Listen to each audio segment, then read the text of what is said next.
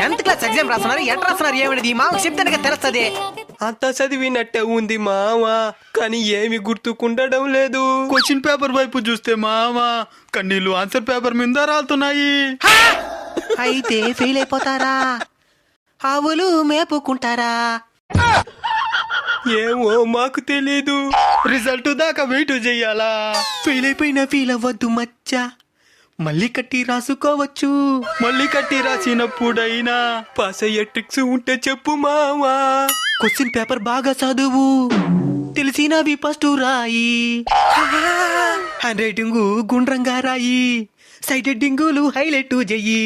మళ్ళీ కూడా ఫెయిల్ అయిపోతే మావా ఆ పరిస్థితి ఏందో చెప్పు మావా.